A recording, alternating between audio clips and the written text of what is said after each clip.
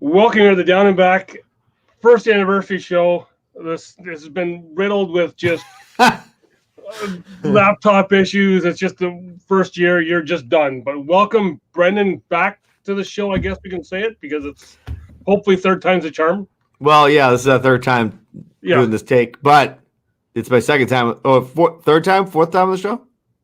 Third or fourth, I think. Yeah. I think fourth, I think. Yeah.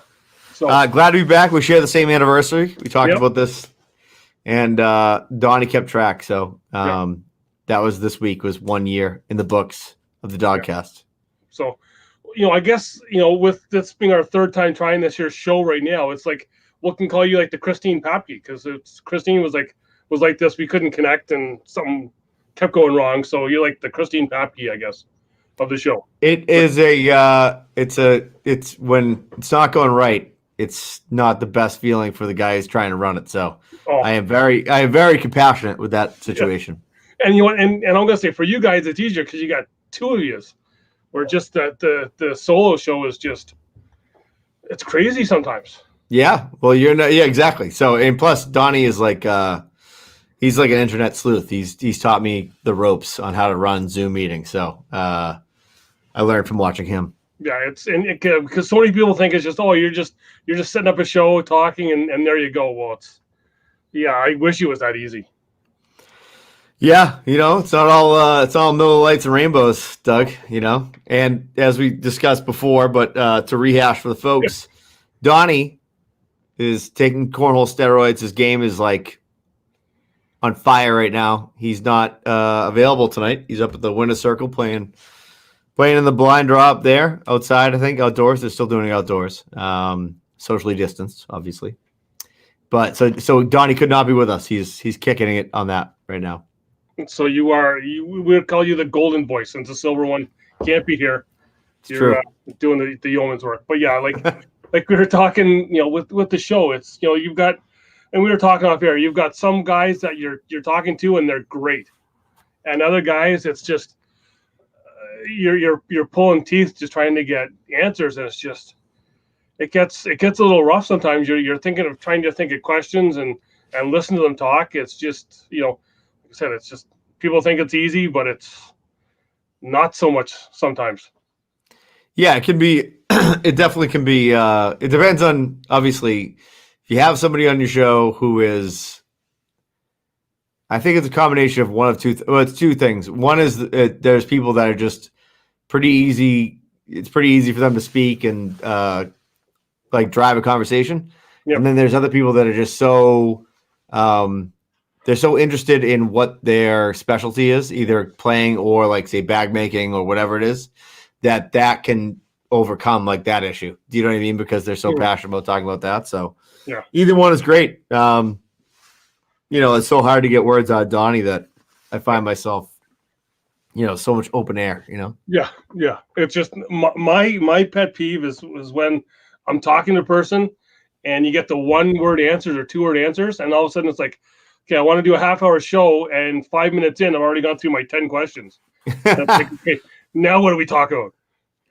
Well, now it's a 10-minute show, and it is what it is, Yeah. You do, yeah. I mean, and the thing to remember is that, like, I don't know. I mean, obviously I'm fine with being conversational and like having fun, and like I enjoy talking, so that's obvious. But I think it is not that way for everybody. You know what I mean? So it's not, not everybody, like my son is like, he's not a gregarious like personality at all. He's like a wallflower. So everybody's different, and try to, but it is, you try to choose people that you think you can have a conversation with, because that's what people really want to hear, I think. Right. Exactly. Yeah. Yeah. And it's just, even for myself starting out, I was like, nervous as anything, and just you're thinking, people aren't going to watch, but then after a while it's just like, I don't care, I'm just putting stuff out there. I'm going to admit I have had a couple of Seinfeld shows, I call them, because they're just shows about nothing. I'm just rambling on for 15-20 minutes just to get content out there for that 1 week, but it's it is what it is. Yeah, I mean, people want to, like, it is, it's I mean, I'll never forget it. The reason I started the whole thing was because I would drive to New York for work back before COVID, just to see clients and stuff, probably once a month. And I was totally getting obsessed with cornhole, playing in a couple blind draws, like getting to know the people around the local scene, and still being a complete like outsider, like a total like newbie. And driving down, and be like, all right, I'll just find a cornhole podcast. There has to be one. And the only thing there was Taco, which was the ACO podcast that they had. Cheers to them, by the way, for being the first cornhole podcast. So I would listen to that, and I would listen to it but then I was done with it within like fucking, a 4-hour trip to New York. The Taco is 20 minutes. I mean, they did a couple seasons, so it wasn't like I had a lot to choose from. So I just thought, I'm like, man, I bet there's a lot of people out there that are thinking the same thing, that are thinking, where's the podcast I can get that's about cornhole? You know what I mean? Mm. And I never forget it because I had all the music recording equipment because, like your brother there, it's your brother, right? That's the cousin. Yeah. Of a musician. So I had a bunch of the recording equipment, and so I had all the mics. I had everything. Like, so it was like, it's funny because I don't think about that because a lot of people, specifically if you're going to have 2 people live or 3 people we've had in studio in my office, not my studio, but in person, you need to have a system that can have 3 mics, So I actually had that. So it was like, that was like the easy part. It was like, I knew how to use the software. I knew how to use the recording software. I knew all that shit. And I just needed somebody to do it with me. And that's when Donnie first started doing his videos, which were like, hello friends. Like I'm at this, and he was taunting Trey all the time. I don't know. Some old OG Donnie Silver Voice fans might remember that he used to taunt Trey. And the whole thing was, I think he wanted to get to be like Trey's like right-hand man for like on the ESPN. I think that was his secret. He had to settle for me, but I saw that and I'm like, oh, this would be cool. I'm like, he definitely will be like good. We weren't friends. Like we were like not really.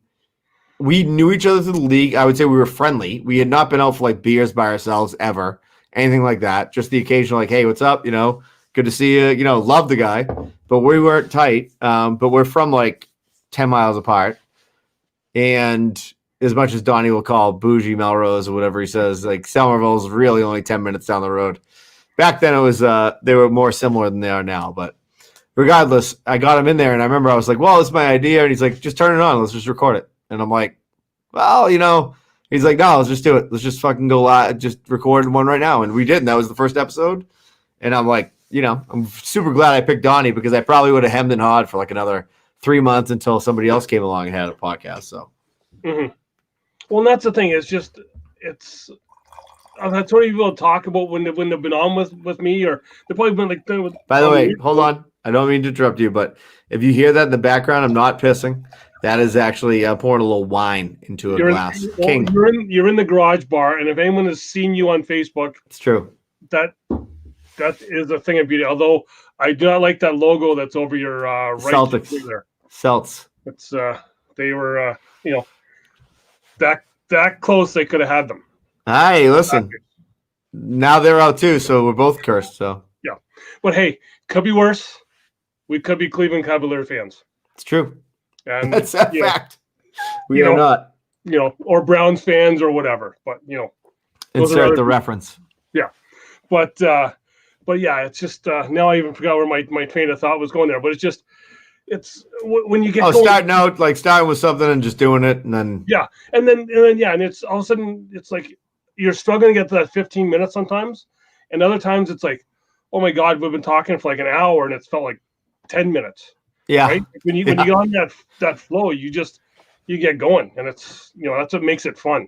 Yeah, I mean, I think that like I don't know. I mean, in my estimation, like I really I do love talking to people. Like, and I actually find like certain things I find super interesting. Like, I remember, so obviously I listen to your show all the time. I listen to the Big Asp. I listen to the Taco when they have a new one, right?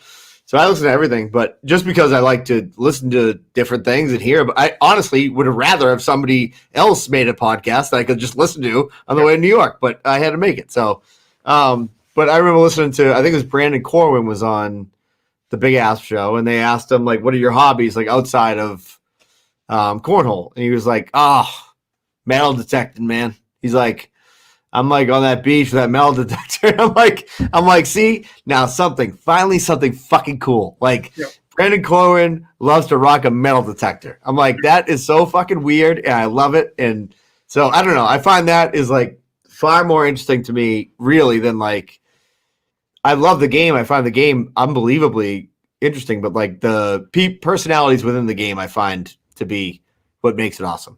Exactly, because you can find out that there's so many other guys that like that other stuff that you may like. Like when I had Jay Reuben on, he's a card collector. Like he collects sports cards, right? And it's just then you're able to find out more about the guy. That's my biggest thing was that people just see people on the boards, and that's all they know of the people. Like actually get to know kind of what kind of people they are, right? Yeah, I mean, I think it's funny because up here definitely, and I think I've talked about this before on our show, but I would just say like it goes without saying that like I think if you grow up in certain areas of Boston, it's predominantly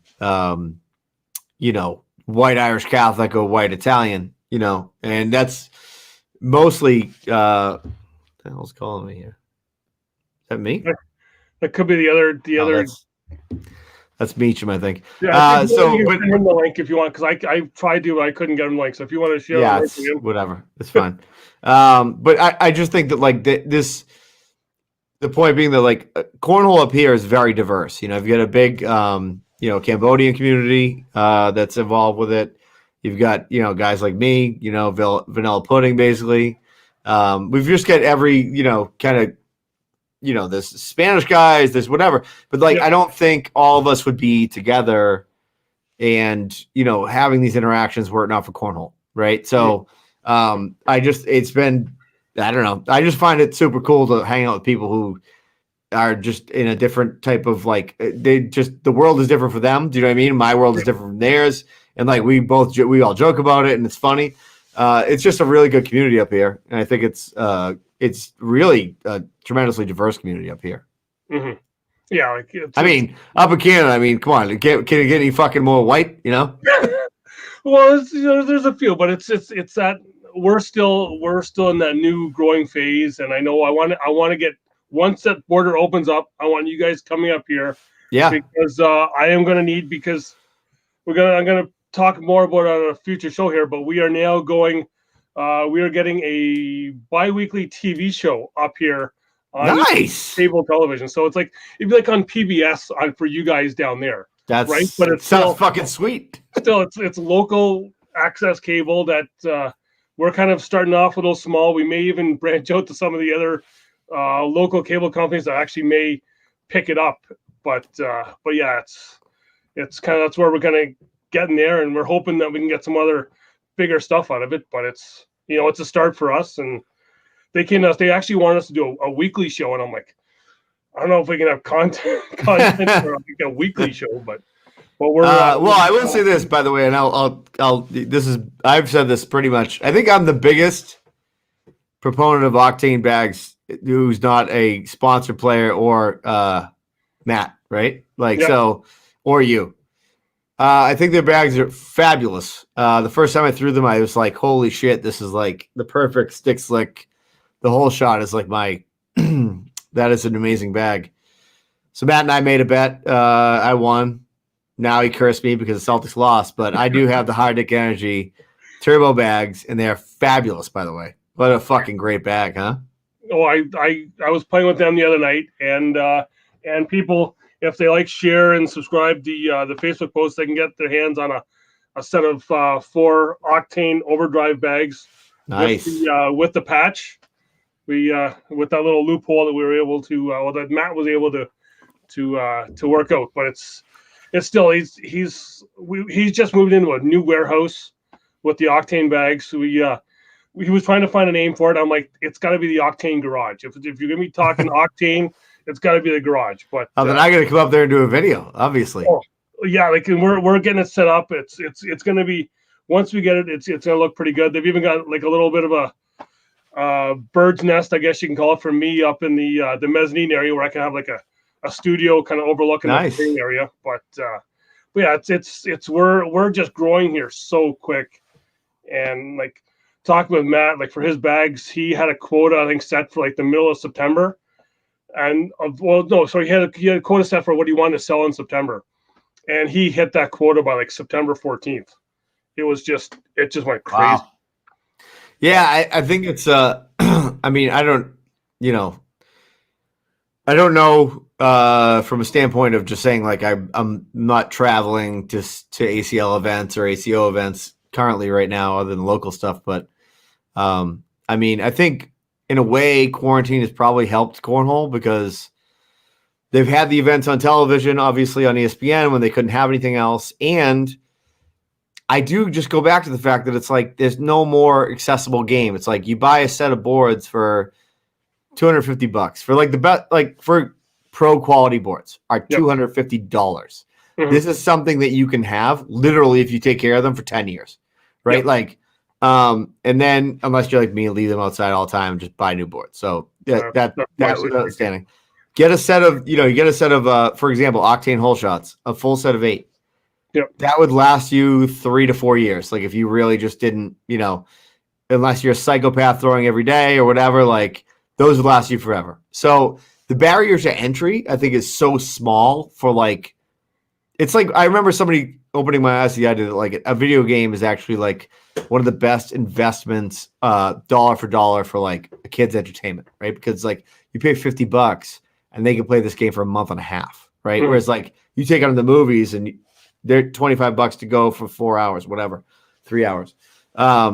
So I do think it's like I think the barrier to entry is so low and the game is so enjoyable and you get so much out of it that I can see that like I don't know. I think it's like one of those things. It's like I hope people start to realize what I know already, that it's like the best game ever. It is the best game ever invented in my because I love weird games like curling, for example, right? Yeah. The classic Canadian game. Yeah, told you this story that I watched that Netflix thing with the guys up there back in the 70s, and I actually, after you said that, I went and watched it myself. And it was awesome. I remember, and I actually with all those guys that were in that show, we had one of the big tournaments came to Waterloo here, where the rink where I was working, and I had to do a private kind of bar area that I was serving at. And almost all of those guys that were in that show were in that bar, like just shooting the shit with each other, cornhole stuff. So the guys, by the way, so what we're talking about is the Netflix special. I think it's called Losers, right? And it's like the 3rd or 4th episode. It's about curling in Canada back in like the 70s, and like it was amazing though because it had a lot in common with like cornhole because it's like. Yeah.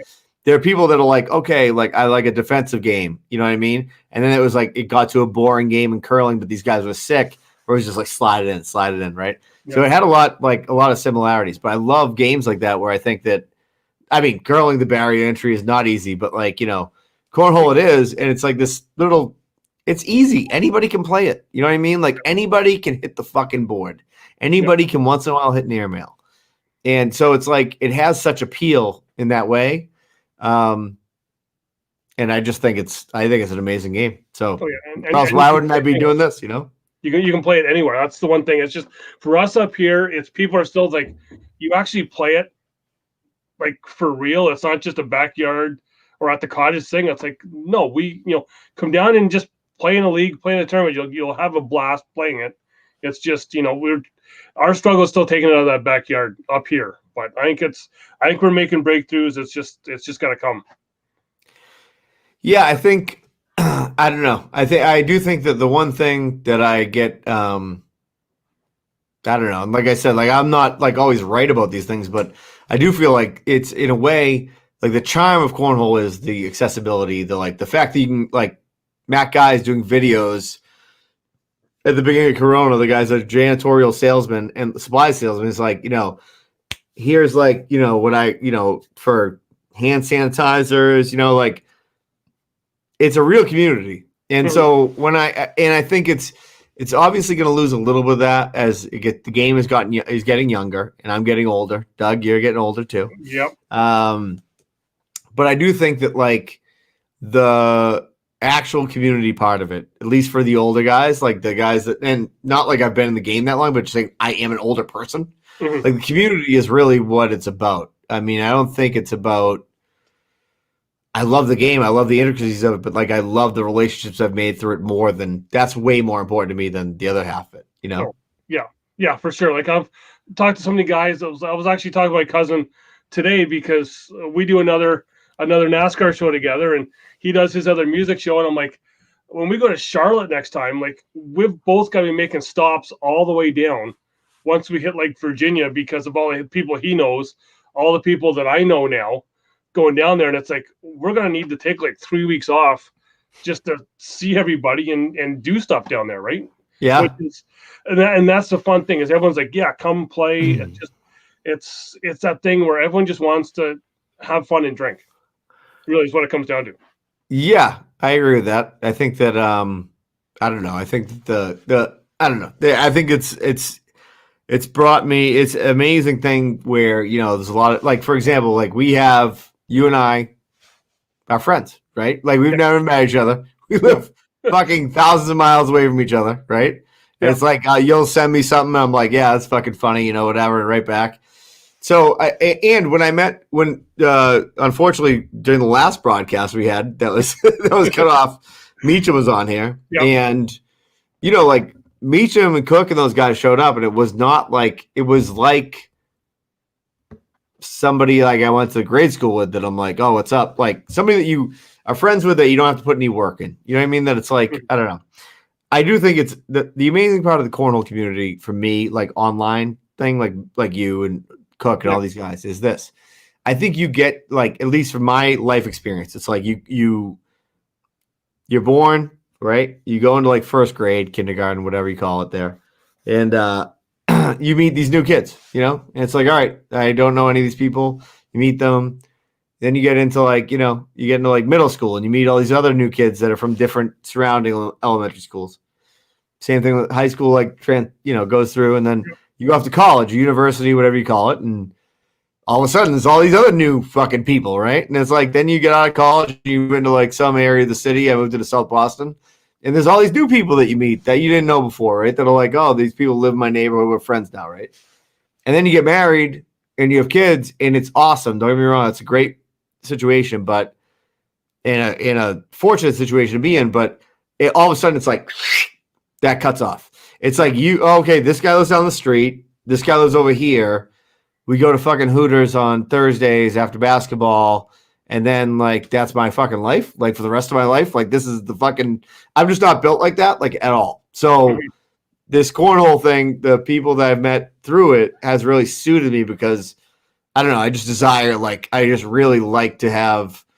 I like new relationships and like meeting new people and like finding out about them and then like meeting other new people. I don't know that, which I guess is good for the show because that's what I like to do. Well, yeah, and that's what I love doing when we play live and we get new people out. It's like you're all you're doing in cornhole is just collecting friends. Is really basically what you're doing because you end up you just have to spend 5 minutes on the board with them, and all of a sudden then you're just going to be cutting each other up because you've already become friends. You got that bond with whatever, and some of my other friends that aren't cornhole people just don't understand it. But it's like, come out and play it, and then you kind of get the vibe of which is what's going on. Yeah, I mean, also it's like I mean, look, a perfect example is like Donnie and me. Like we weren't like I said, we were not tight. Like what I mean, like we were whatever.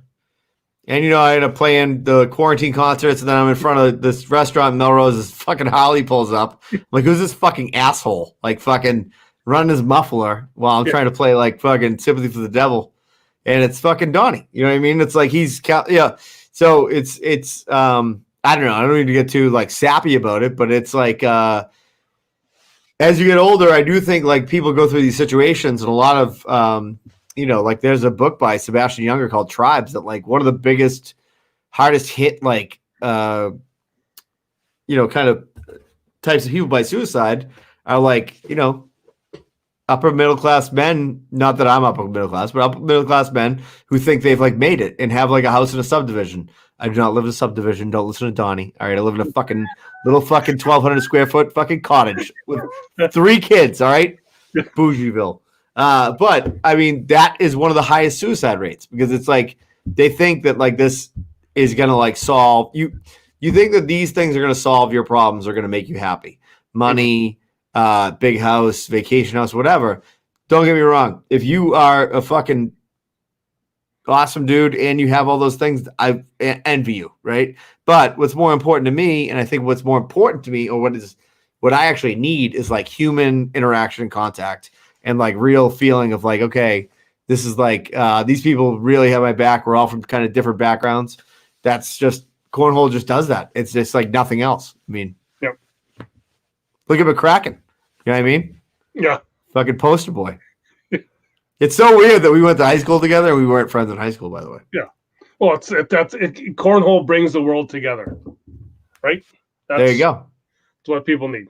So, by the way, that begs the question: if cornhole became an Olympic sport, which is like supposedly this thing that people are trying to do, do you have a thought in your head? Like, I mean, what fucking team?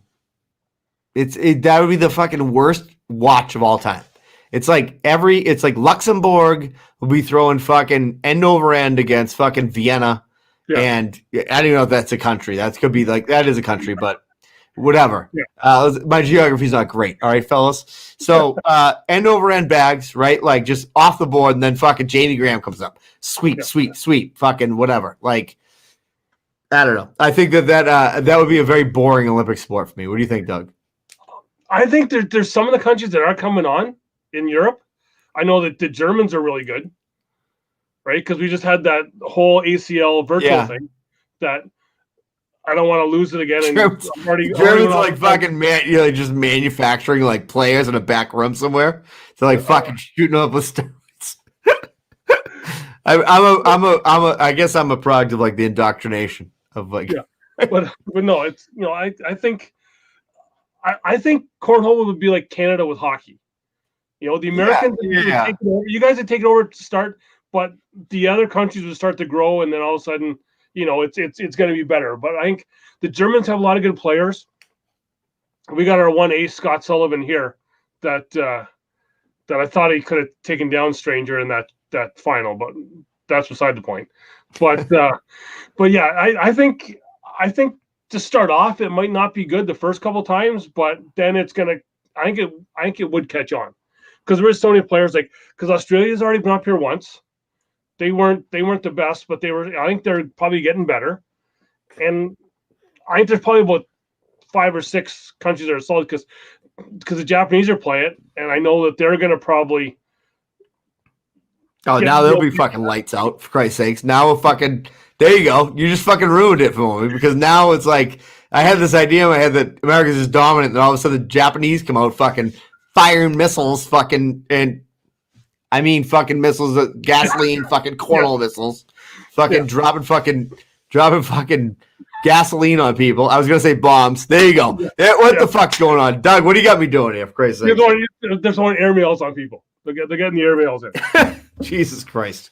I mean, I'm sure it's gonna catch up. Like I think it's like I said. You need 27 feet. That's all you need. You need 27 feet. You don't even to practice. And I don't know. I think it's just like it is a fucking great game. It's a fucking awesome game. And all right, so let me ask you this. What are you throwing for bags right now? What bags are you throwing? I am throwing the Octane boosted bags. Okay. Nice. I'm really big on those. I really love those and the Apex bags. My two go-to. So I will tell you, I'm a big fan of these turbo bags. Yeah.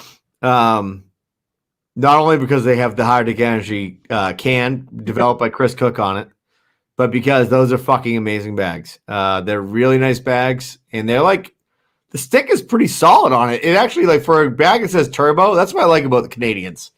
It's like that bag says turbo, and that bag's like. It's not that fast on the stick side, which is good. Yeah. So it's very controllable, and the slick side's awesome. I love I would never say this, like I said before, like I'd have no other than the fact that he made me a set of bags after I fucking basically dedicated my love to this brand. And I mean, if I'm going like my top bags right now, like Pro Advantage is always my favorite. Whole Shot is my favorite stick and slick, I would say. Scorholio's Spark is fucking amazing, even though I shit the bed with them in singles the other night. Like literally shit the bed. But that's a great bag.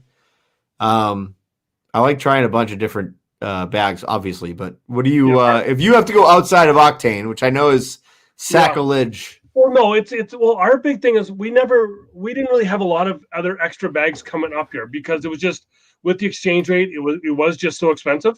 Sure. Right. So we actually had some Pro Advantages up here. We had some Boardman bags. But my thing was all the slide rates. The original slide rates were what my partner and I used all the time. Love them. So it's one of my favorite bags. I mean, if it was a little, that's why I love the hole shot. It's a little bit smaller, like it's a little bit less hard cornered. Yeah. So we're gonna have Matt on the show, by the way, pretty soon. Oh yeah, yeah. I can't throw a fast bag. I need that. I'm a chess player when it comes. I gotta throw that blocker up and hope for the best. Yeah. I mean, I it's funny. I ended up with just slick bags the other night at the ACO event, and I walked in. It was a murderer's row.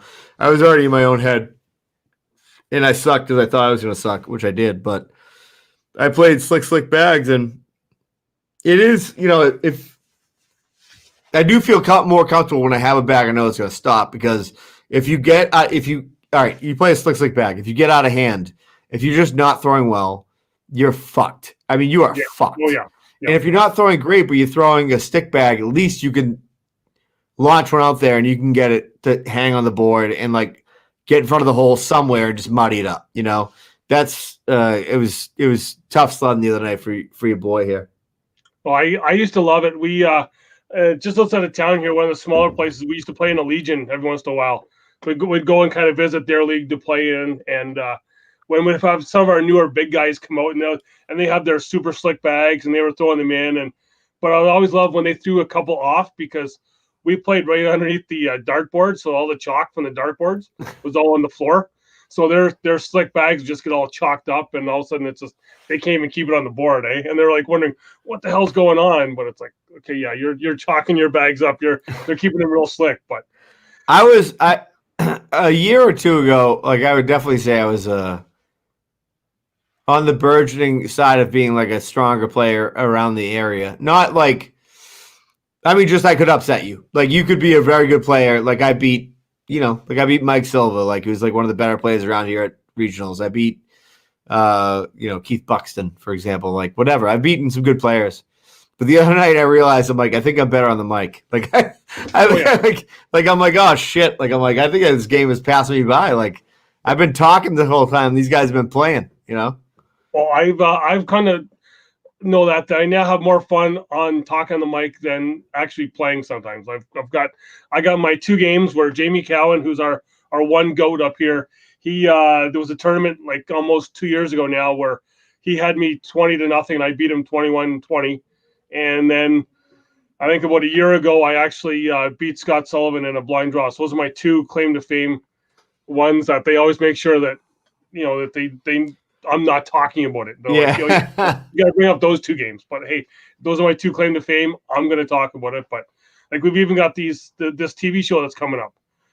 I'm not playing it all. I'm the one behind the mic doing the trays kind of work, right? But it's and I love talking about it. It's fun for me. I think it's it's literally the highlight of my week to talk to Donnie about nothing other than it's like an excuse to come out here. Plus, as been noted on the show, my wife does love Donnie. She thinks she's the best. So it's like it's nice that it's not like some dickhead that she's like, because if it was, it wouldn't be around long. But I'm excited. I'm like pumped for to see what happens. I mean, let me ask you, what's the fucking scene up there like for like getting to play? And are you guys playing? And like, so we're actually playing outdoors right now. So the weather's getting kind of shitty, but we've been playing outdoors, and we're in a parking lot of a hockey rink that's got like a little stadium as well with it.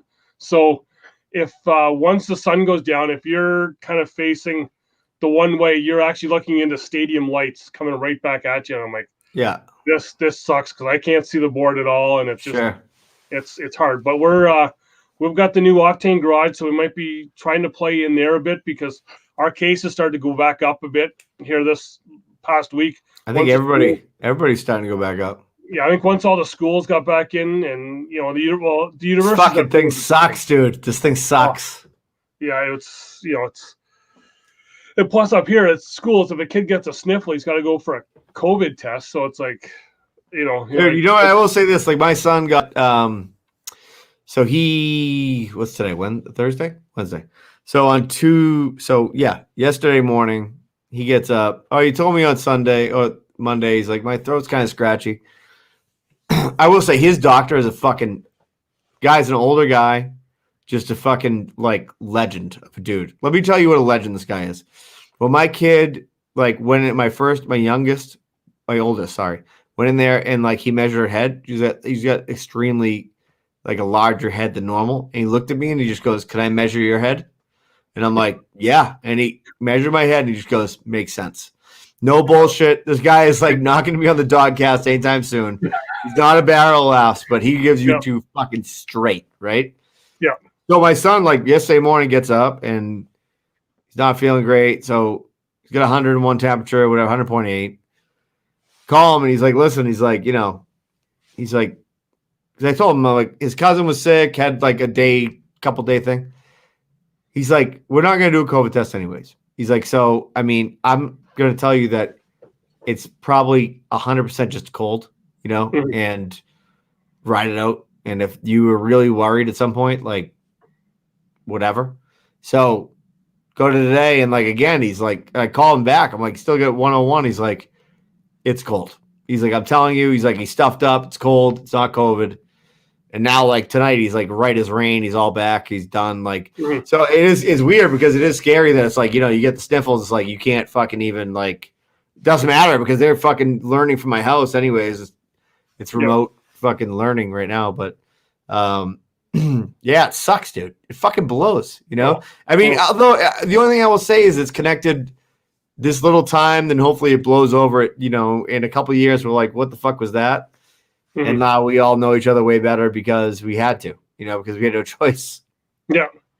So a question I wanted to ask you, because I brought up on the show last week, because we've got a couple up here, but because you've got a lot of leagues in your area, do you have any of what I call the league night heroes that go league to league to league that want to just go and they have to win everything to have their picture on Facebook that I won? Oh, yeah, of course. It's just like we have Doug. We have ACL professionals from our. By the way, I'm not calling it pros anymore.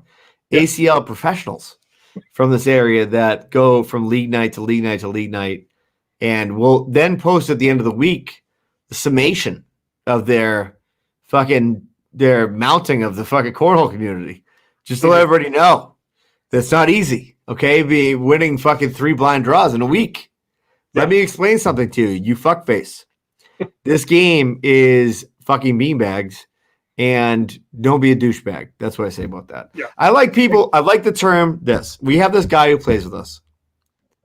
I hope that he'll listen to this because this guy, Tom Holleran, I started with him. We literally showed up at the same blind draw the same night. I was way better than this guy. And he was a fucking, like, he was not throwing great. And, like, but he was a nice guy, and we talked, whatever, we had fun. And I'm like, I remember thinking, like, to myself, but this is a fucking life lesson to me. I was like, I remember thinking, being like, this guy, like, he's below my ability. You know what I mean? And then so he asked me, like, would you play in this tournament with me? And we got a couple upsets, but he was throwing really good and throwing different. And then, like, as we got further along, it became obvious that, like, he was way better than me. Like, what a fucking comeuppance. Way better than me, right? Mm-hmm. Like, and he puts a ton of time into his game, right? So the best thing I love about this dude is, and now we're, like, super close friends, like, really tight. He never, ever says a fucking word. He shows up.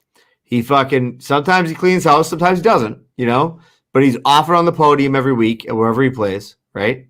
Mm-hmm. And I call him the big stick because it's, walk softly, carry a big stick. Like, he doesn't say shit. And then he just comes up and just fucking, that was my first loss at the ACO thing the other night, 24-0. He beat me. Like, fucking, no, 21-4. Yeah. He fucking crushed my fucking dreams. So, I mean, it's, I do think it's like a thing where there's these people that need that like recognition, that like feeling of I'm good at this. This is my measuring stick and I want to let you know about it. And I get it. I mean, look, I'm a narcissist, so how can I say fucking anything else? I have a fucking podcast that I just talk on all day. So, but I do think that like I like it when somebody else recognizes you rather than you recognizing yourself. Yeah, yeah. And I think I'd messaged you about one other person that we've both seen that every day you see something posted on there, and then they get upset after someone says, you're a narcissist talking about yourself all the time. Yeah. It's like, the world doesn't need to know that you've won, like 8 blind draws and 2 blind draws in one night. It's, like you said, you're just throwing bags.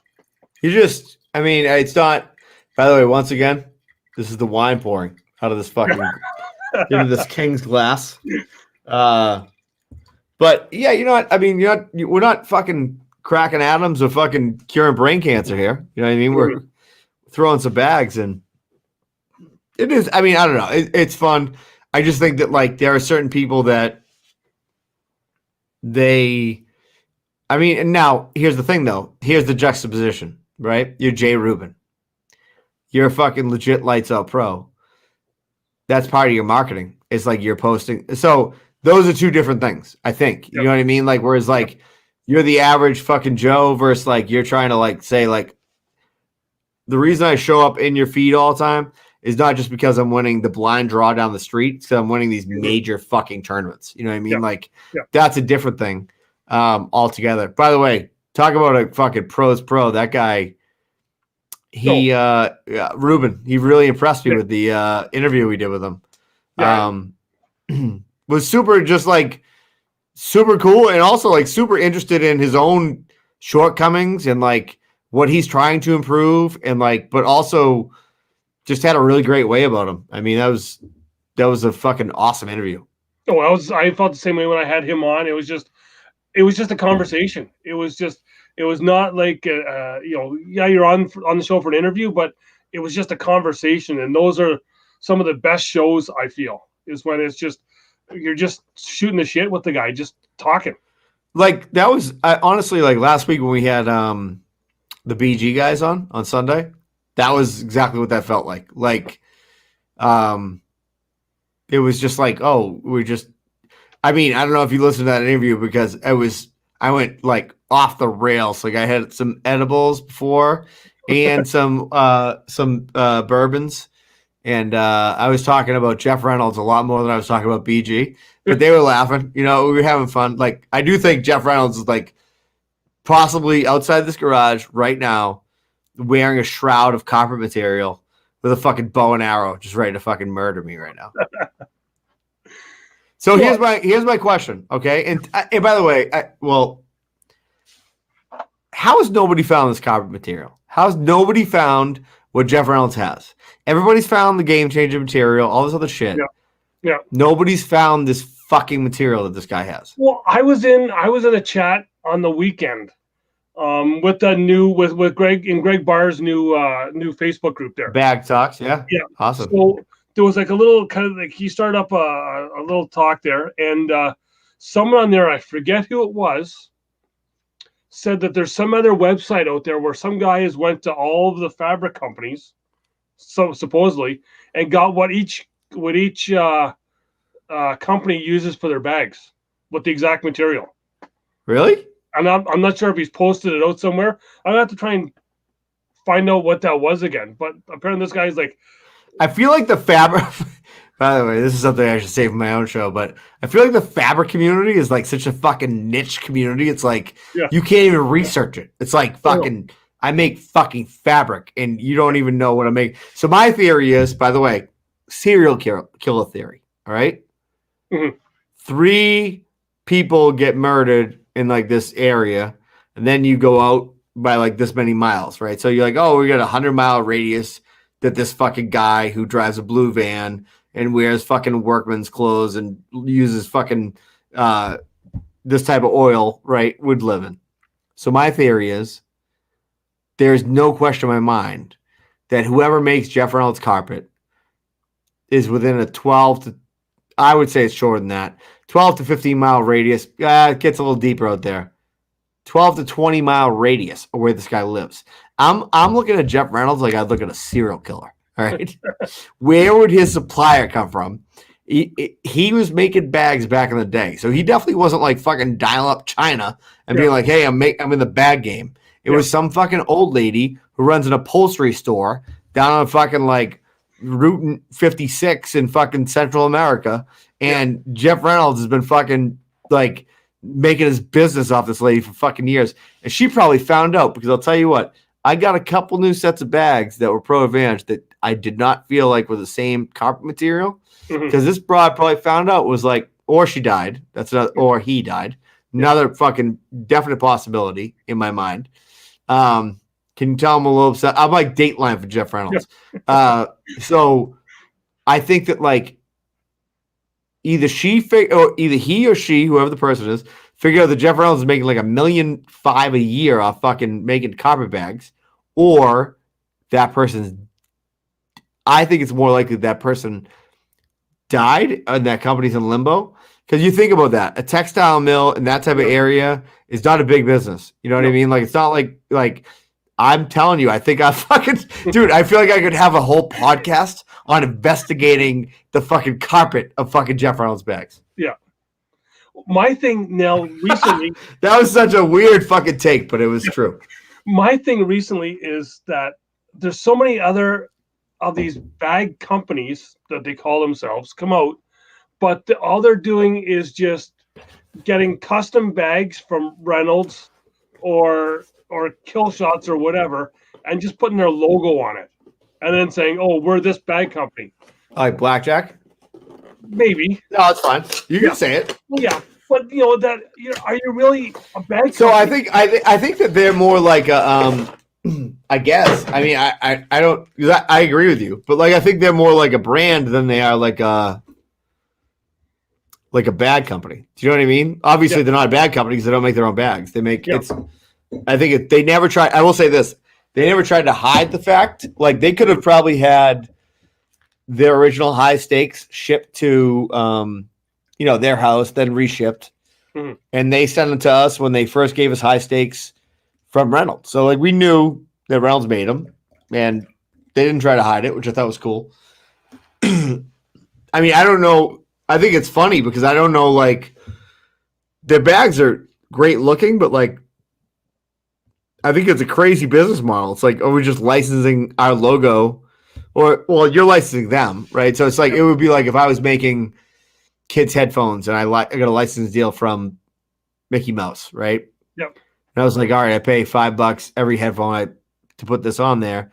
I think it's reverse. I think they probably buy like an amount of high stakes and whatever spade bags for $25. They buy a bulk order and then they sell it. That's what I think now, because they used to just ship them from Reynolds, but I don't know. I mean, I don't really know the whole deal with it, but yeah, I agree. Like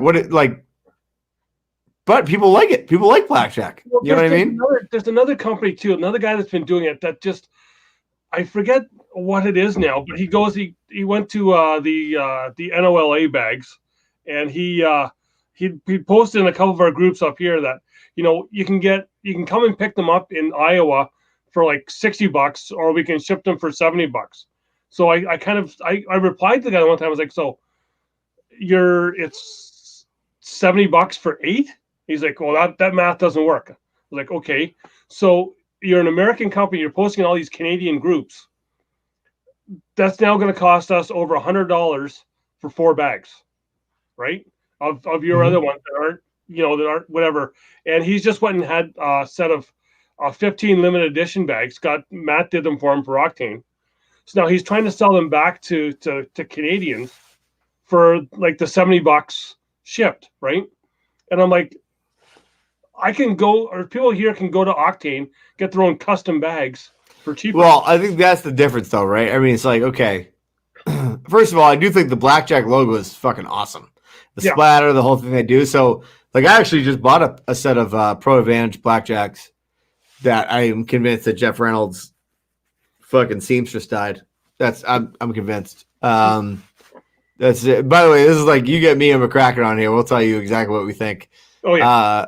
But I think that I love that logo. I do like it, and so, but I get what you're saying. Like it's like okay, well, all right. If you had a bag that's tough to get, and then you can sell it, right? So, like for example, when they were selling the original Game Changers, that they were on Blackjacks and. Mm-hmm. I got to give it to those guys though. They were on the fucking front of it. Like they were doing that fucking 2 or 3 years ago. You know what I mean? Like now they're. I mean, I just don't know how you make it. All right, here's what we're gonna do. You have to pause because I'm gonna have to go run out of the garage, take a leak real quick. Okay, so I'll just talk. I'll talk. You talk. Here. I'll talk here. We'll go to here. So I'll take this time to. If you're watching this here Friday morning, you've got some time to still get in on the Octane Bags.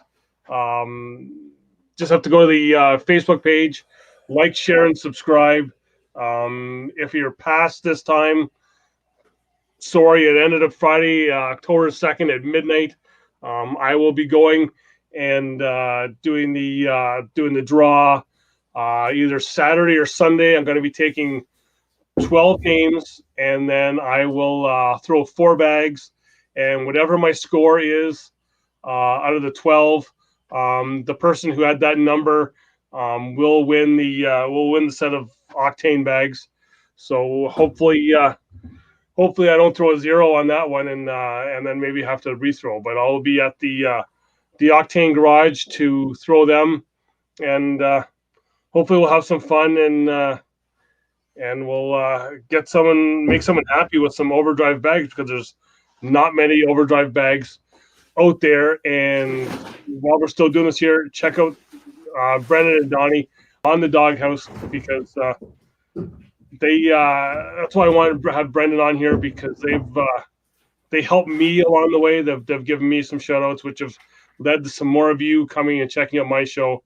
And I couldn't have been here a year with more people watching without them, without their help. So I think I hear Brendan starting to come back, so we'll add him back in here with the sight of that beautiful garage. I'm back.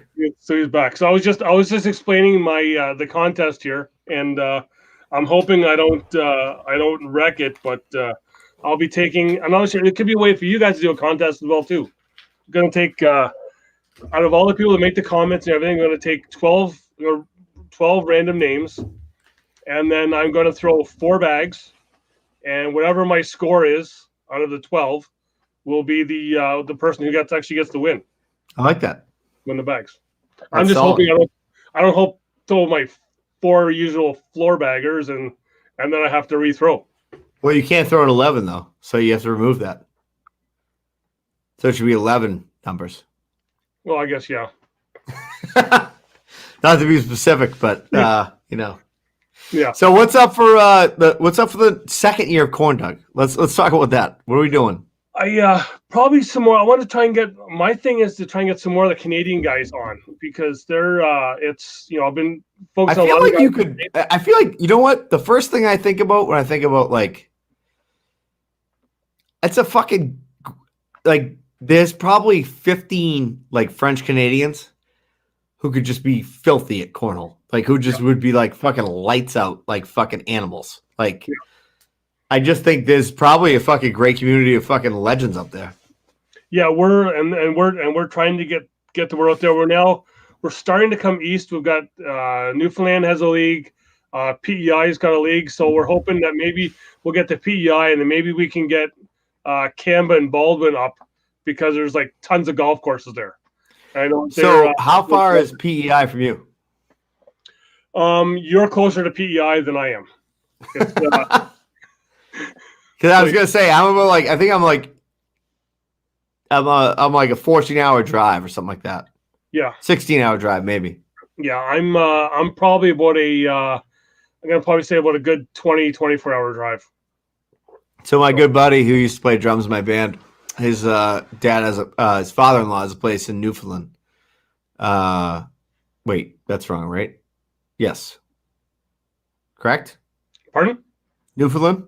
Yeah, there's the D is silent in there in the middle. So how do you pronounce it? I say Newfoundland. All right, okay, all right. Yeah. Now I'm gonna say it that way. Then Yeah, okay. fucking love to say it that way. Newfoundland. All right, awesome. So, Yeah. anyway, it's got a place up there, and that's some God's country up there. Like, yeah. I can't wait. As soon as we can start moving around with COVID, after this COVID's done, I'm on a plane going there to do a show there because they've started there. And I think they had like 50 people. You're like you are like basically the fucking Canadian cornhole fucking king. I mean, that's a fact. I'm the only one that's you're the OG. You're the OG. The only one carrying the flag here. It's true. Yeah. I'm trying, and it's just I'm just having too much fun. There's a couple other people trying to carry the flag down here, but I mean, it's me and Donnie. Fucking. No, for sure it is, and you know what, and it's like I said when you were gone that you guys, that was the reason why I wanted to have you and Donnie, if you could have come on this your first anniversary show, because you guys have helped me out a ton with viewers down in the States. When you guys give me the shout out, because it kind of puts me up a couple inches when I'm told that I'm better than bacon after the Canadian snowdrift that I had going on there. What were we thinking? I mean, I was thinking this the other day. I'm like, fuck, I feel like we're gonna get a lot of snow this year. You guys are probably get fucking pummeled.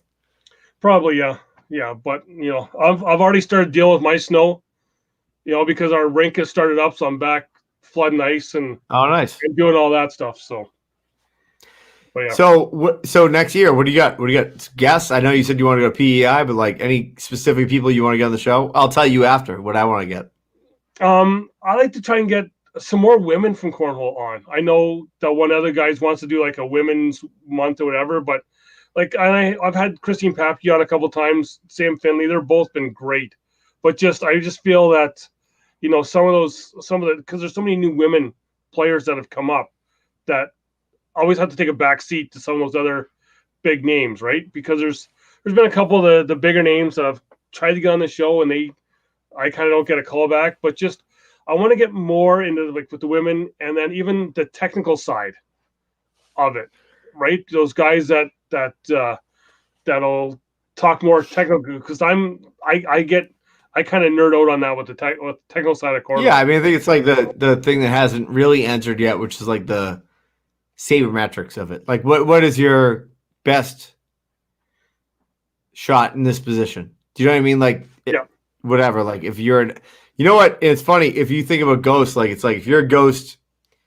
to the Greg Bars thing, which is Ed Hallis thing, which is the level up. Like, if you're a ghost 19, what's your best play in this spot? Right? Like, if you already knew the playbook, like, I don't honestly feel like it would loosen people up. Be like, all right, I'm supposed to throw a blocker. I'm throwing a blocker. And if it's not great, it's not great. But you probably throw it better because you just know you have to. Do you know what I mean? Rather than be like, oh, this is a question mark type of thing. Yeah. So I think I'm interested in that too. I think the same metrics thing and like the what is actually your best play is going to be huge like the next 5 years.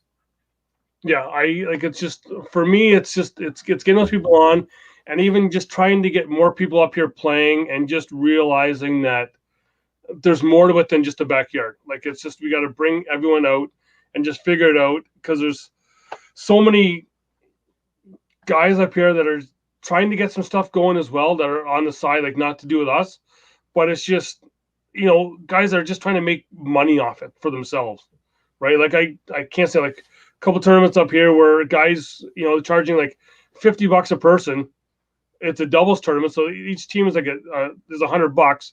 You're getting 15, 20 teams, and then you're only paying out $250. Like, no, like just you shouldn't be doing like a 30% payout tournament, right? It's just trying to get, because that's what's going to ruin the game. And even like I said, the League Night Heroes, trying to get them to realize that don't go out to a league that's just their first night. You got a bunch of good people out there that have never played before, and you're beating them 21-0. It's not, by the way, that's not fucking fun at all. Like, I mean, that's not a fun thing to do. Like, I've been involved in situations where I played in charity events where we were the best players or whatever, and that's not really fun. Like, It's not something you'd want to take a picture of. You know what I mean? Like, it's, and like, I remember, for example, there's a guy named Peter Donovan who plays in Doghouse. He's a fucking awesome guy. 8 kids, man of the Lord. This guy is a man of the Catholic Church. He's a fucking tremendous individual. And we played this Arlington Catholic, which is a high school near us. His kids go there. My daughter is considering it. She since went someplace else. But it was this event, and it was these guys. It was a cornhole tournament. He's like, do you want to come play with me? I'm like, yeah, sure. So we went, and it was like every board was different. There were no boards. There was one set of legit boards out of 4, right? We're like, it's taking forever. But we're like doing all the raffles and doing our thing, and we get to the end and we get to the finals. It's like the 2 guys, and it turns out the kid who this is for is like on his deathbed, basically, like for fucking cancer. Mm-hmm. And these 2 kids were like stud athletes and at Arlington Catholic, and they were awesome guys. And they were like, how'd you know? I'm like, oh, Pete's kids go here. And we had them up like 11-4, 11-5. And they were actually, the kid I was playing against was pretty fucking good. If I could recruit him for the Doghouse, I would. The kid was fucking, had talent, right? Yeah. And I'm like thinking to myself, I'm like, what am I getting out of? Like, everybody's crowded around now watching, right? I don't know anybody. This is not a cornhole crowd. This is for this fucking guy who's their friend. I'm like, what am I getting out of fucking winning this thing? You know what I mean? Like, what I think the winning prize is like $100 gift card somewhere. Yeah. And the guy Pete was throwing long over the back. He's since become a way better player. At that point, he wasn't unbelievable. And I'm thinking to myself, like, I just started throwing long and short and everything. Like, I threw the game, not because like I thought, I just threw it because I'm like, this, everybody's crowded around. All their friends are here. This is what this game is actually about. They're going to say, like, we beat these guys who fucking walked in. They were ringers. You know what I mean? I'm like, how cool is that for them? That experience for them versus like, oh, we beat the fucking guys who were having a fundraiser for their buddy who's dying. He was like 30 years old. Do you know what I mean? Like, who gives a fuck? Like, who gives a shit? You know what I mean? Like, I don't know. And I think at its heart, like, and it was, I don't know. That's like ABC Cornhole for me. What do you think, Doug? Yeah, well, we had a similar thing here where I think it was a fundraiser for the like a children's museum here. And they had it wasn't all cash prizes. They had other prizes going on there. So there was 4 of our advanced teams that were there. That, like, my partner and I were there, and a couple of other guys that were really good. So we had 4 teams there, and I think there was like 4 other teams that people were all their first time playing. So we looked at these prizes and we're like, you know what? We don't need these at all. Like, let's give the prizes to the people who've never played before. Let them do it so they can have their whole little thing. And then we went and threw money in for ourselves, like a little side pot. And then we just played for that and let them have that glory. Let them get the picture taken. We don't need that. We've already done enough. We were just here for fun to help out anyway, right? It's just, that's kind of what the cornhole community is. It's like when it's all right. So let me you've had Patrick McCracken on your show before, right? Yeah. We've discussed him already, but he played last weekend in there was a big fundraiser tournament that we couldn't go for one of our sponsors, Karam Landscaping. Pat went and played with one of our buddies, and Pat has these RPGs, Killshot RPGs customs, watermelon bags. One side's a watermelon, one side's like his own unique design. I mean, these bags are probably $500 bags at this point. You know what I mean? Like, what you could get for them. And the guy, Jimmy Sear, was like, oh, dude, those bags are sick. And he just gives them, he hands 4 of them to him, and he goes, these bags are yours now. And he's like, we played together, these bags are yours.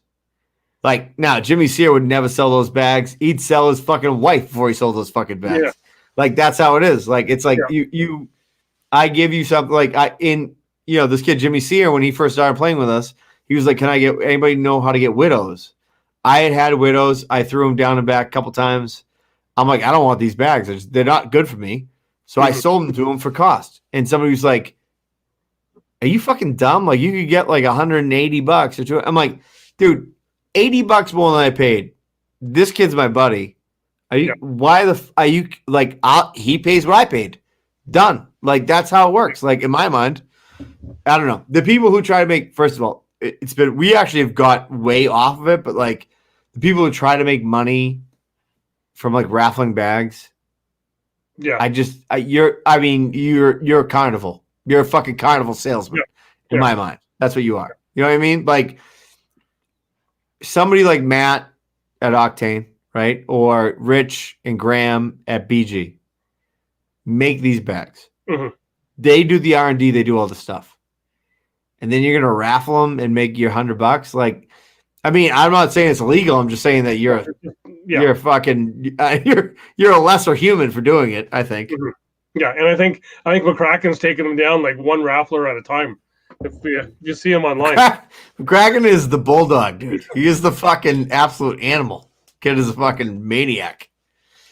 But he was on your show. I remember, and by the way, I have to say, I loved it. I remember it was going to be like early July or something like that. Or Yeah. And he's like, hey, I'm going on Doug's podcast. And I'm like, how the fuck are you on Doug's? And I haven't, whatever. So, yeah. But I will say this. So I didn't realize this. This is inside baseball. Me and Pat are very good friends. We play together as partners ton and have won some stuff together. So he comes on our show after that whole thing. I'm like, have you seen the movie Usual Suspects? No. Oh no, whatever. So like it's being like, oh, I never knew it was you. Like I didn't know it was you. Like he's like the guy behind the scenes in the fucking bag scene. Like kids operating on it. Like he probably has $40,000 worth of fucking bags. Yeah. Like how much money worth of bags does this kid have? Like I don't know where he's getting his money from. We're friends. I don't need to know. I'm just saying that like this kid's like the fucking OG fucking legend of fucking bags. Well, I'd seen him in one of Donnie's Zoom chats, like we talked about, and there was the fundraiser for one of the girls' moms who had breast cancer. Bridget, and they were talking about what they were going to do for their raffle tables at this fundraiser, and freaking McCracken just grabs his phone and starts walking to like this closet and brings out like these containers of like these totes of like bags like. Well, do you want these ones? What do you want? Well, what if I give you these ones? So what about these ones? And I'm like, okay, like you're just pulling these bags out of everywhere. I was like, oh, wait a second, I got another closet. And he's got like more bags there. And it's just like, wow. Like if there's ever a bag shortage, we're all going to his place. This kid he is fucking something else. He's a piece of work. But he is passionate about the game and just the way that he talked about helping the kids at his school. Yeah. Right? I mean, Pat's like, I mean, listen, here's the thing with Pat. He is too intense for a lot of people, right? Like, he would tell you that. Like, he's to a fault. Like, he would literally yell at you in a match and then give you, like, the game changer OGs out of his back seat, like, over, like, a conversation. Like, that's how he is. He's a weird kid. I'm a weird kid. That's why I like him, But like those type of people are like what I think is he's one of the people in the bag community who actually says, hey, this guy's going to scam you. This guy's not going to scam you, right? Exactly. We're making a list of people who are going to fuck you and take your money, right? There's been people taking for fucking $500 for a set of OG game changers they never got. Like it's a fucking scumbag fucking community burgeoning around this whole thing. So you need that interior community, and that's what I think he's doing, which I think is fucking awesome. Like, I mean, I'm not a bad guy. Like, I'm not like I like, Yeah. I like what I like, but I'm not like a collector. You know what I mean? Like, I'm not like for example, Pat got me a set of Larry Bird kill shots that he got made. One of two. I mean, I'd probably sell them for like $500 or whatever. I would rather like stick my leg on like a fucking track and let a fucking train roll over it rather than sell those bags. Like those were given to me. Those were a gift. Do you know what I mean? Like those are like somebody else decided what to do them when I'm gone. But I don't know. I think that that is a guy, McCracken, who is like, it's a polarizing individual. But when you had him on a show, I was like, I called him afterwards. I'm like, dude, you were great on there. Like you were fucking awesome on there. Yeah. Yeah. Because he kept like, oh, am I okay? Am I okay? And I was like, you're like, you were totally fine. It was one of the best shows because it was real. Because you got to see, that's where I was talking about, where you got to see that other side of a person, right? Yes. If Yes. someone just seen the way he was online, you're like, this guy's an ass. But then you get to see that real side of the person. Dude, so this is a true story, right? So Greg Barr, who, and Pat has not heard this yet, but whatever. We're in the trust tree. We got a couple edibles going, a little bit of wine. It is what it is. So there was a finals game at Game Changers a couple weekends ago when we had that whole thing up there, right? Hmm. And Pat was in the finals game. I'm just like listening to the mic and people are like, can you come up here and do this? I walk right through the game. I didn't know it was the finals game. I feel a fucking snap off the back of my neck, right? It's a fucking pro advantage. And Pat threw it like at my fucking head, right? I turned around, I looked at him. I'm like, I'm pretty sure like Pat could beat the shit out of me, but I was ready to just knock him as hard as I could in the fucking face because I was so fucking mad. Like when somebody hits you with something and you don't know it's coming, it's sign of disrespect. Yeah. But what it was that was actually the championship game of the whole thing. I didn't know this. Mm-hmm. I walked right through the middle. So he's saying you're disrespecting me. You know, so I'm staring at him and I'm like, are you fucking kidding me? And looking at him from like 25 feet away. People are watching. And then like afterwards, like we're just drinking beers. Somebody's like, I thought you guys were going to fight. I'm like, that's how our relationship is. Like he's a dick. I'm a dick. Like we understand each other. Like we are fine. Like with the fact that like, it's just whatever. So, I mean, that's the way he is. And I can see that some people, like Greg Barr told me, he's like, dude, he's too intense for me. I think he gets mad in the middle of games. I'm like, but that's what I need. I need people like that who get mad, who get angry, but are good people. Like that's a common trend. I feel like growing up, the way I grew up was like, this person's a dick, but like they're a good person and they're kind of funny, but they're kind of intense. And like, I like personalities like that. Like I don't like vanilla personalities. No, it's you got to have that, be able to have that give and take, that where you know that it's going to stay on the board. What happens on the board stays on the board, and it's just you're intense when you play, and you just have fun. We've had a couple guys that are just all around dicks playing with us here, and they've been told, you know what, go find somewhere else to play. There isn't anywhere else to play, but go find somewhere else. And they've actually went and tried to start up their own kind of a league night. And nobody showed up. Dude, here's the thing. And I can tell you this right now because I know these guys don't listen to, first of all, my show or even know we have one. Cornhole is not for selfish people. Like, so we had guys that play with us who are, what I tell you, Doug, like two of the best players that play with us who are fucking pains in the ass.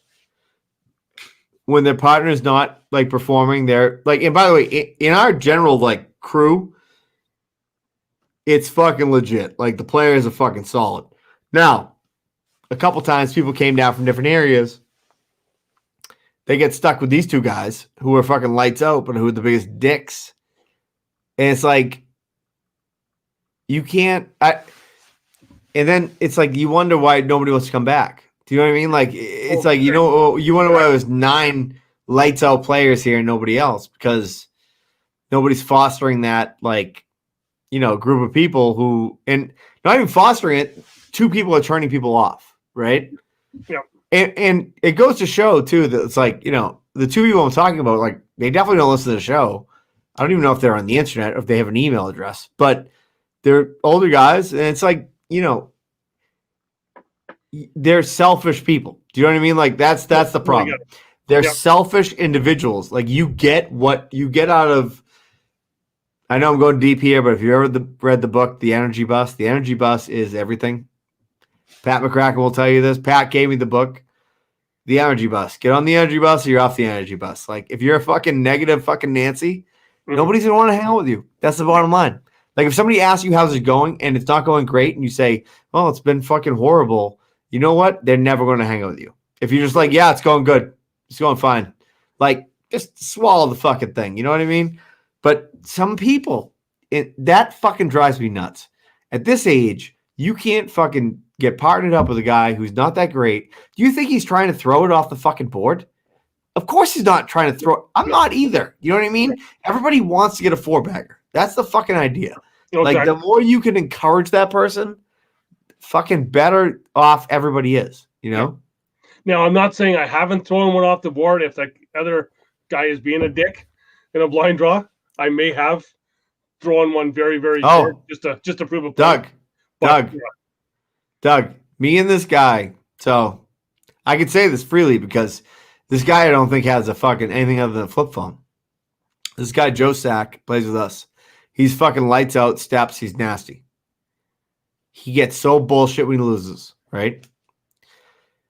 And I love the guy and hate him at the same time. Like, I love him and I hate him at the same time. I just hate the fact that he's so negative and, like, can't overcome himself. I try to convince myself, hey, probably had a rough upbringing. I don't know. Who knows? But we were in a blind draw one night. Me and him get teamed up. That's like an automatic. Everybody's like, oh, you know, whatever. At this time, I was playing good. So we steamroll everybody. We get in. We lose the first game, a tight game. The last game, all I have to do is put it on the board to win. And he goes, put it on the board. My buddy goes, never seen anything like it. He's like, you chucked it like literally 3 feet left. And I don't even think you meant to do it, but you meant to do it. It was like a fucking, like an innate response to like what was happening. Like, I'm like, just fucking, you know what? Like, don't be a fucking dick. I actually enjoy you losing more than I enjoy me winning with you. Yeah.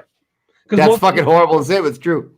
Well, most nights, league nights, you know, you pay $10 to play and you're getting 20 back. So really, what's the big, you know, just to get your picture on Facebook? I really think you're on Facebook. Just right? Get your picture on Facebook. Well, that's the thing. The only thing that matters, by the way, is me and Donnie. We own fucking Battle of the Big Mouths right now. I need to try and get into that somehow. Well, eventually, Doug, when they open up borders again, like when we can actually fly to places and come in and out, we can fucking reunite this fucking crew. I wanna be able to hang, because I was supposed to be there in Cleveland, but we had to rush back because the border was closed. I was there. Oh, I didn't know that. Yep. Yeah, I was there. Dude, that was fucking, I'll tell you right now. That was fucking wild. And it's because I'll say this. I think back on that and I was fucking shit-faced the whole time I was there, obviously. But it was like it was literally like a movie where it's like the world's ending. Like there was not a car on the main streets of Cleveland. Like me and Dane are going fucking to his car and like getting shit out of it. We're coming up top and like there's no cars. And I think that's why it probably was like, I'm like, oh, this place is fucking gorgeous. It was literally like any type of apocalyptic movie in a city ever. Like it was fucked. It was fucking crazy. We were on the way home. I had to stop at Target to get some stuff because it was my kid's birthday, and there's like nobody in the Target. We stopped at a Steak and Shake, and we were the only people in the restaurant. It was just like there was nobody around. It was eerie. Yeah, so we came back up through Michigan. A couple of the guys that were with us, they went back through New York, and they had messages going like, "Did you see that convoy of the black SUVs?" And we were like, "No, we went the other way." But coming up through New York, they said there was like a convoy of like 8 black SUVs that were like government issued that were just flying by them. Like they were just like, dude. So I never forget. Like I was like, do I go? Do I not go? She's like, she's like, you do what you're gonna do. So we decided to go. It was me, McCracken, and Donnie. Fucking dream team, for Christ's sakes. We get on the plane. Fucking get there, whatever. And I remember being like, oh, this is whatever. And nobody knew, at that point, nobody knew what the fuck was going on. Like, it was like, so we get the news that night we land, like, it's canceled. And then we end up in this dreary hotel playing blind draws all day, shit-faced, out of our minds. Like, we drink till fucking like 2 a.m, get up at 8, Dane picks us up, Bloody Marys, blind draws. And I remember being like, my wife's like, I don't know, you shouldn't. I'm like, I'm all over everybody. I'm fucking hugging them. Whatever, you know. What are you gonna do? I mean, honestly, in my mind, it's. I don't know how you feel about it, but like, it's like, you know, we haven't been like going to restaurants and stuff as much as we would be. We've eaten outdoors a couple times, but now it's like we have people in the bar, and I'm like, I don't know where you've been, but like, I'm gonna guess. Hopefully, you haven't been. Like, I'm not gonna live my life in fucking fear now. Like, and I'm not saying like be irresponsible and like fucking go to a concert or something like that. Yeah. I'm saying like reasonably. Like if you were driving right now through Doug, if you were driving through Massachusetts, you're like, can I have a beer in your bar? Like we're drinking in this fucking bar right now. Like there's no question. Yeah. So I don't know. Like we've gone on a little tangent from what I started with the Cleveland thing. But the point being that like it still rings true. It's like, you know, but it was weird. It was like the next day we get home, it's like everything's locked down. No school starting again. Work's done. Like you're fucking staying home and don't even worry about fucking any responsibilities because you can't leave your house like immediately. Yeah. Well, I was quarantined for 2 weeks after that.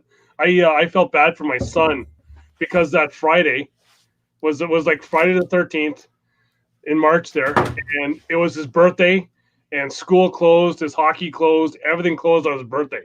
And it was just like he's been done, right? And it was just like, oh, and then he's got to stick around the house here, and then he becomes like the king of Fortnite because I couldn't get him off of that all summer, but it's just, you know, crazy. Dude, so this is actually, you'll like this, Doug. And if you're still listening to this podcast at this point, then you've got some problems. That I also have because I would still be listening. Yeah. So my brother-in-law, who if you've gone through my Facebook pictures, you might find that this kid is built like he's like a Nazi experiment. Like went to Fairfield, played football there. He's shredded still. He's bald. He's a fucking legend. And his son and my son are best friends. They're cousins, obviously. They're 2 weeks apart. So his son always played football, right? And like, so Nate played football, my brother-in-law. I played basketball, whatever. My son is like a big kid. Like he's, you know, like bigger than, and on my side of the family and my wife's, we have some big height. Not me. I'm 5'10". I'm a fucking average American, right? Average American male. So, but like my son is kind of a fucking beast.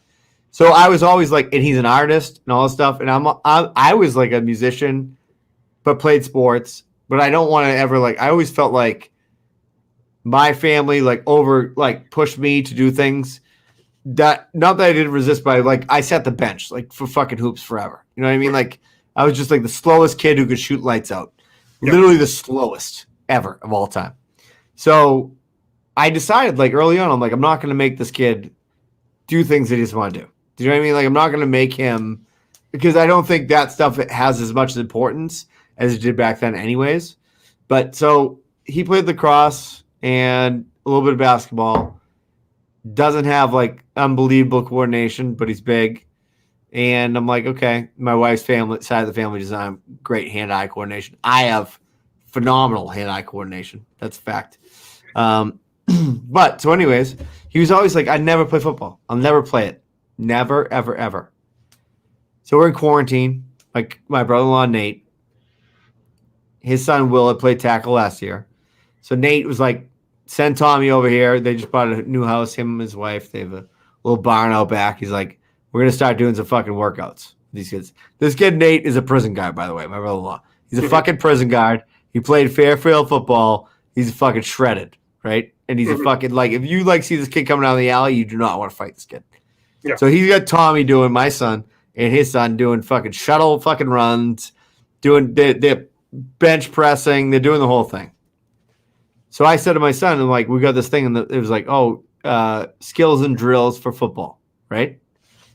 So now I'm thinking to myself, okay, skills and drills.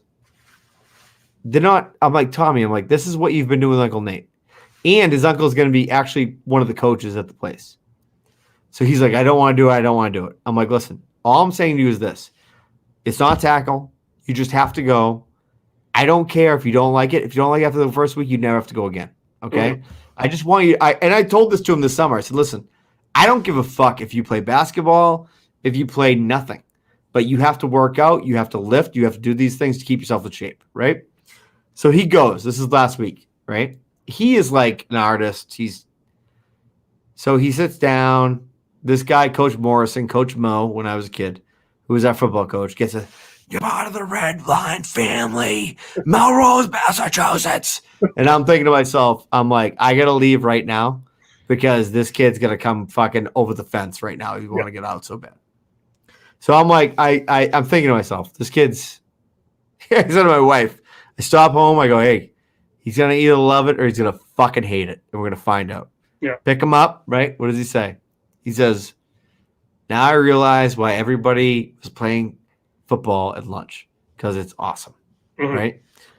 Point being, if you don't let a kid try to do something, right?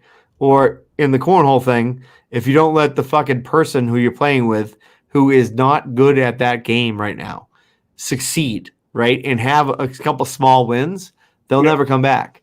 He came back because people like told him like, you're doing a good job. You're doing a good job, right? That's why he came back.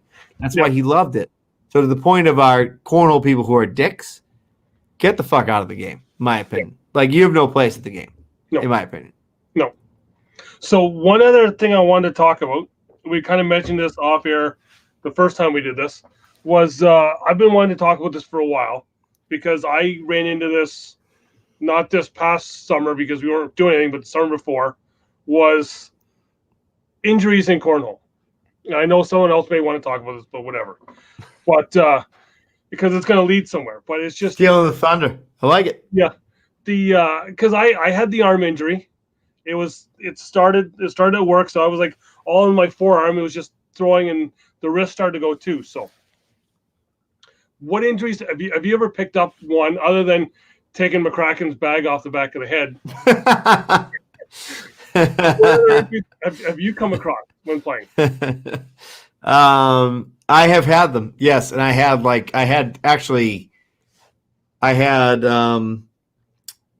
tendonitis in my arm last year from throwing so much. I had laryngitis this year from talking so much. But I think it's. I mean, look. I mean, I remember we went to the ACL event at Mohegan a year ago last July, and we met this.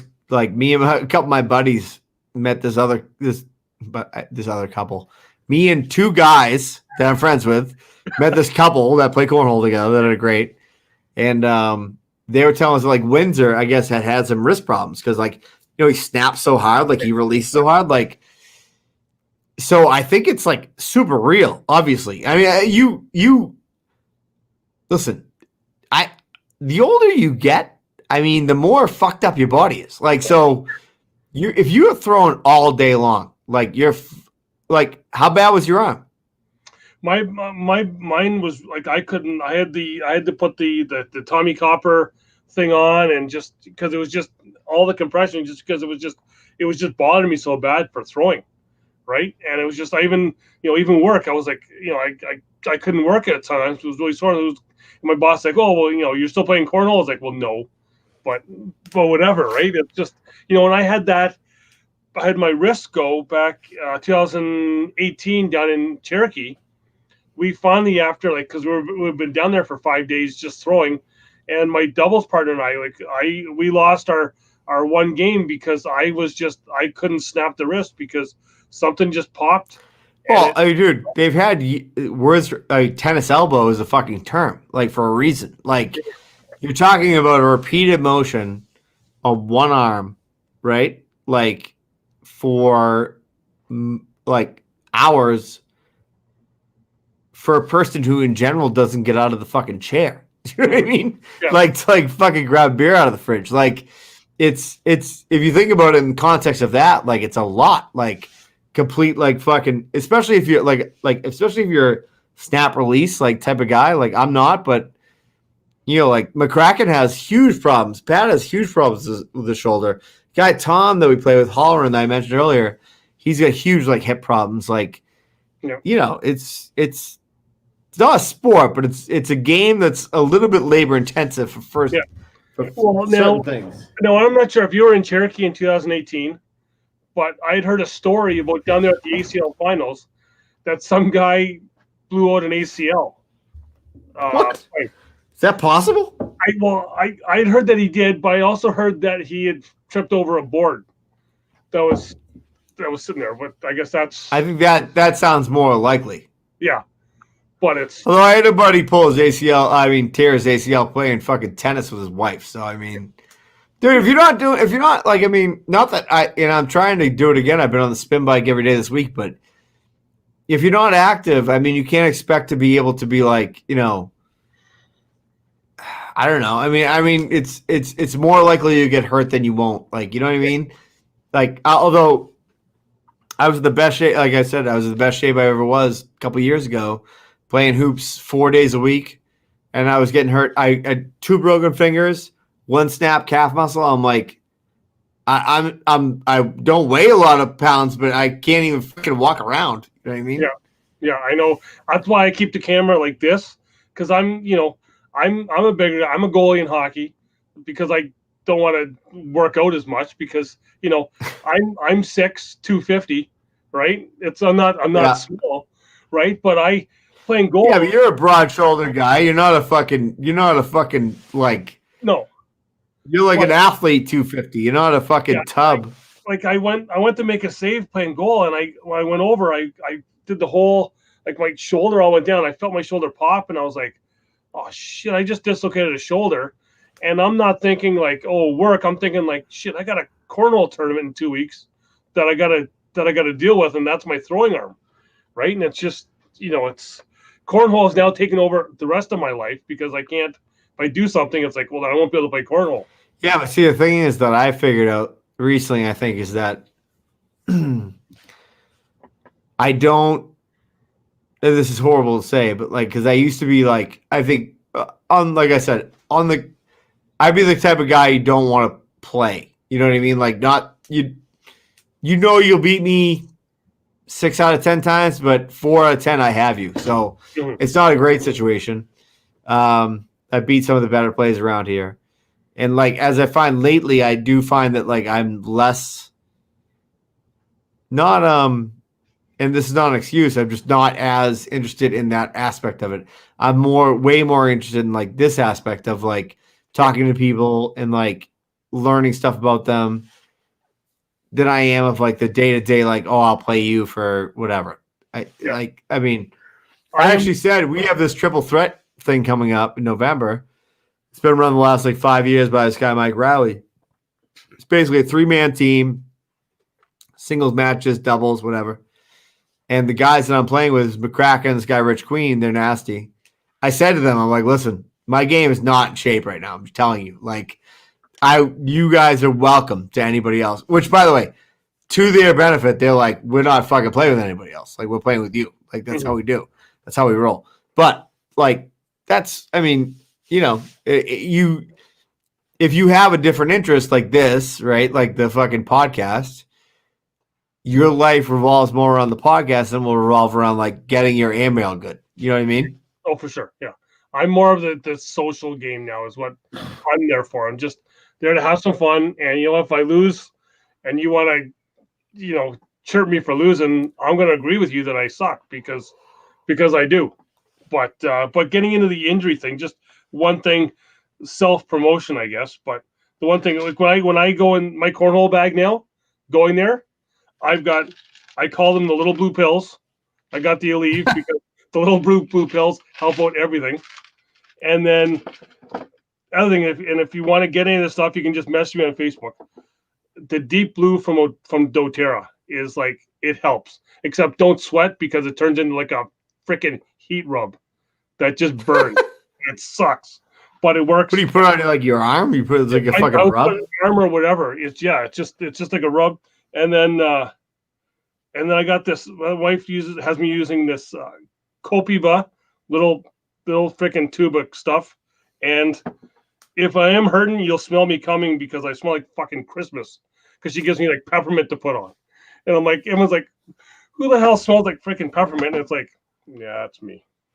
Well, yeah. Doug, you know what's amazing? We've done an hour and a half after doing like 45 minutes. Yeah. At least. Yeah. It's fucking great. Well, and that's the thing. Like, we just talk. It's Yeah. you know. I mean, I can't remember what we were talking about like 20 minutes ago, but it sounds like it was probably good. Like, Oh yeah, like I did a thing here with the Octane guys the one time, and there was like PJ was on, Ferrero was on, Bobby Speary and Matt and I, and we talked for like an hour and a half on live, and then we talked for like 3 hours afterwards. by the way, Bobby Sperry is a fucking great name. Yeah, it's a great name. Yeah. So is he a Michigan guy? He's New York. He's on New York. Fucking that guy looks like a legend. Oh yeah, and you know what? He's the nicest guy. Like he actually has cornhole clinics where he brings people in and teaches them how to play. Fucking love that shit. Yeah. Love it. You know, and we love when he comes up here to play because he takes those new players and helps them get better. Yeah, of course. Right? And it's just that's the best thing. So when are these bags getting delivered or given away? Sorry, that you have. Saturday. It'll be either Saturday or Sunday. So it ends. Well, if you're watching tonight, because this is going to be on Friday, but yeah, Saturday or Sunday, I'll be out in the Octane garage and throwing bags there because my wife says that I'm never going to be home anymore. She actually asked me, "Are you ever going to come home now?" Because you're either at work or out playing cornhole with Matt and all the. By the way, great name for great name for a new bag for Octane. Octagon, fucking MMA, fucking Diesel. By the way, that's one thing. I'll say this right now.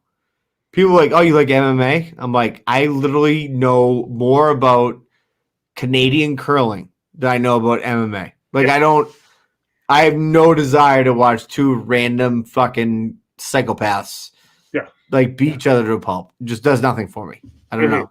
That doesn't do anything for me. Not although I'll watch hockey, but it's nothing like MMA. That's not like it used to be. No, not at all. That used to be a whole different game. Oh, I reminisce. Like I said, you get your old friends. I reminisce with some of my hockey guys that our last game, one of our last games here, we actually we had people climbing into the stands during a game. It was like freaking nuts. Like it was, like I said, I'm a goalie. They lined up for the face-off, and the ref dropped the puck, and all of a sudden, everyone just skated to our bench. I was like, what the fuck is that? And then I just sat back and watched. All right, so Doug, we have to get you on the Dogcast soon. I will come on anytime you want me to come on. Well, it's happening soon. We have to figure it out. And I'm very appreciative to have been on the anniversary show. By the way, this is like, people don't realize right now, we're on like, it's an hour and 37 minutes, but we've been on actually for like 3 hours. Oh yeah, because we had, which is why I'm so drunk at this point. I think we did like 30 minutes, then 45, and then everything went to hell, and then we start back up again. So it's perfectly acceptable, I think. Oh, I think so. Yeah. So I want to, like you said, I want to thank you for coming on and doing this here, because I said I wouldn't be kind of in the spot I am without the help of you and Donnie and talking and kind of getting stuff going. But that was my big thing getting into this, was just the podcast. We shouldn't be kind of going at each other. We're all here to help each other and kind of friends help friends, brothers help brothers. Because Donnie's not here, we were just trying to grow the game. Donnie's big time in now, dude. He's like fucking Donnie. I'm not even kidding. Donnie's like Brad Pitt. He's like walking around like he's fucking cock of the walk. He's like, oh, fucking, hey, we're gonna sign this deal with Logo Canopies next week. I'm like, hey, listen, man, I'm just here for the blind draw. Yeah, that's just Donnie. And seeing that, I literally just talked to Matt. I was seeing a whole bunch of Logo Canopy stuff.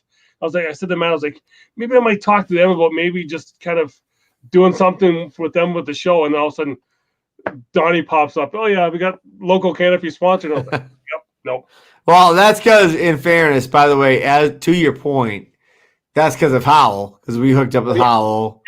Yeah. And what's funny? I think back, I'm like, I don't even know how the fuck I hooked up with Howell. Like, And we just became like, it's a, hey, year goes by fast, man. It's like, how'd this all happen? It happened. Honestly, you can have local canopies with Hal, but I want his other sponsor. Who? Jets and Vets. Dude, they got some secret witch sauce going on there. I don't even know about. I don't know. If I could get a sponsor like that, I'd be like fucking guys are fucking rolling around fucking private planes. Yeah. Idiot, fucking ridiculous. But again, thank you for coming on. We're now late on the Wednesday night here recording, but it's all for fun. It's well worth the fucking time. Oh, exactly. Yeah. So until next time on the Down and Back here, again, thanking Brendan for coming on. And here's another year. We'll meet back here in another year with we'll do another anniversary show. Let's do it. Okay. Thanks everyone for watching, and we'll be hopefully getting a winner sometime this weekend here. If I can actually maybe hit the board with 4 bags, we'll see. So most of the guys tell me I can't do it, but I'll surprise some people. See you later.